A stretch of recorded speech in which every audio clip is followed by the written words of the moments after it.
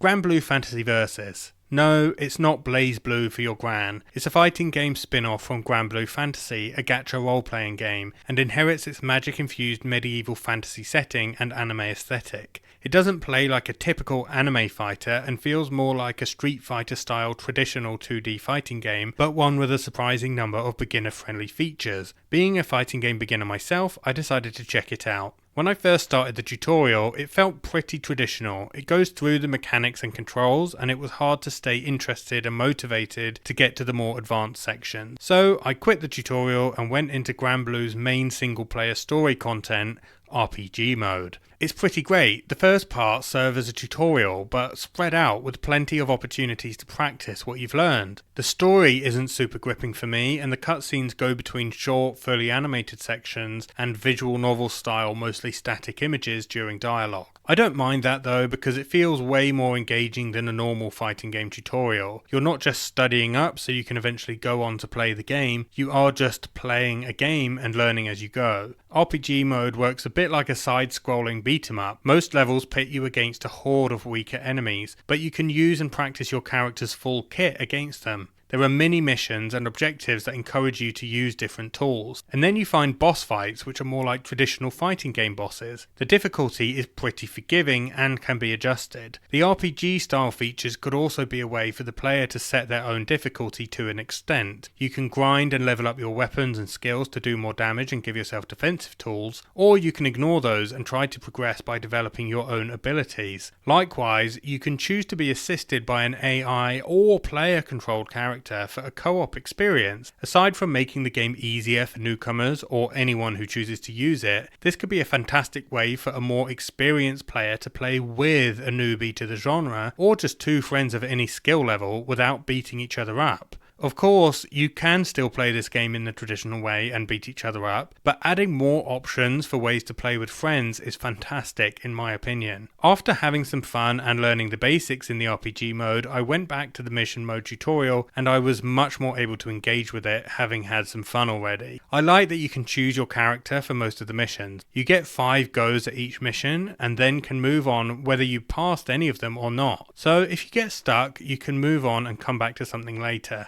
Each mission also has 3 mini targets, which sometimes encourage you to pass the mission in different ways or do a certain amount of damage. This might make the missions more interesting for experienced players too. The arcade mode has some cool features as well. You pick your own character, then you pick your first opponent, then you pick your difficulty. There is a wide range of difficulties. They start off very easy, so even a total beginner should be able to play through the arcade mode and have fun with it while they get their head around the controls, and then gradually increase the difficulty as they gain confidence. One cool element is that after each victory in the arcade mode, you get a choice of 3 opponents.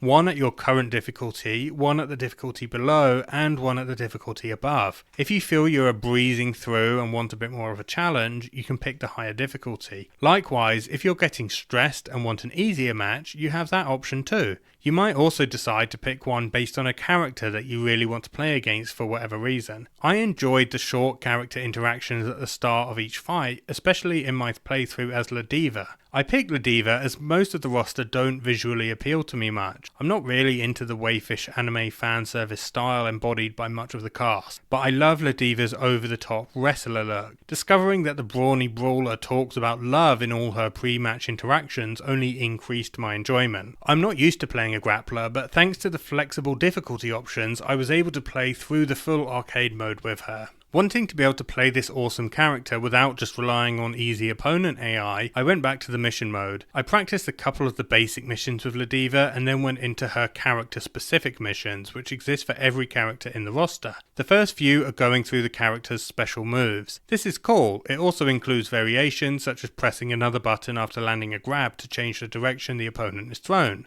Cool. This seems like a handy feature to play through before picking up a new character. While I do appreciate these missions for each character, they could definitely have gone further with them and tried to teach the player more of a game plan. With Ladiva, it gave me the combos and special moves to practice, but for those to be helpful, I need to be able to land a hit. Some advice on how to defend and get close enough for my heavy hits to reach might have been good. You do get a little bit of this in the character matchup mission. These are a great idea. For each character you get a chance to practice beating 2 of their tools. This might be blocking a combo and beating a mix-up, or might be getting through a barrage of projectiles. You could see this as a menu of training mode setups. Beginners don't necessarily know how to set up a training mode dummy, but they can think, right, I am struggling with getting past Matera's arrows. Let's try her matchup missions and see what works. The other type of mission for each character is combos. I really struggled with these. I don't know what it is, the timing, or I'm pressing the wrong inputs, or what. Some of the combos I did on one of my first attempts,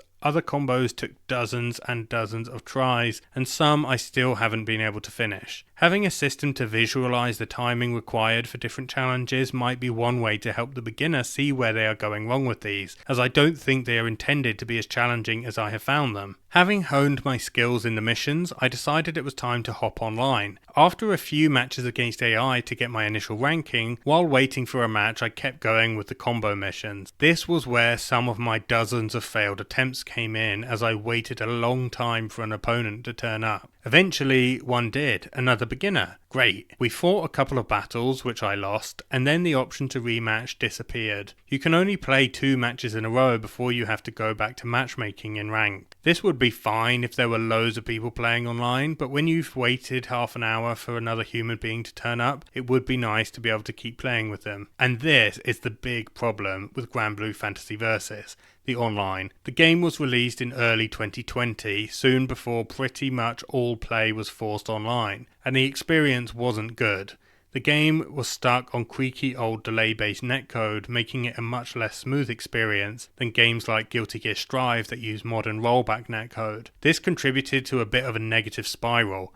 People were having a bad online experience, so they stopped playing online, making it harder to find a match against someone of your rank in your region, making more people quit. All that contributed to a small player base that has only gotten smaller since then. The developers have definitely taken notice of that, and in late November 2023 will release Granblue Fantasy Versus Rising, which will have both rollback and, apparently, crossplay between PlayStation and PC from the start. Relaxing my matchmaking settings to let me match against players of any rank, not just those of similar skill level to me, made it much faster for me to find an opponent. I didn't mind too much facing a much higher level opponent. My goal was to get some damage in and not get completely wrecked. Over 2 matches I did lose 1 round to a perfect, but I also managed to win a round, a great confidence boost. So I did manage to enjoy my online experience in this game, but for anyone considering the game today, I would really recommend it for those who want to use the extensive single player modes to learn and get ready for the sequel, which will hopefully have a much better online experience. Granblue offers simplified inputs as an alternative to more traditional technical inputs. Instead of doing quarter circles, 360 and dragon punch motion inputs, you can press a direction and a shoulder button to execute a special move. The special moves in the game are on a cooldown. It's very short if you use technical inputs, but you have to wait slightly longer if using the simplified inputs. Attacks using simple inputs also do a bit less damage and are sometimes slightly weaker in other ways depending on the move. This seems like a pretty good balance of accessibility for newcomers to fighting games and reward for those who persist in learning the traditional controls. This is something that will also change in the upcoming sequel. I believe there will be no difference in damage or cooldown between the 2 control types. Technical inputs already have a downside built in.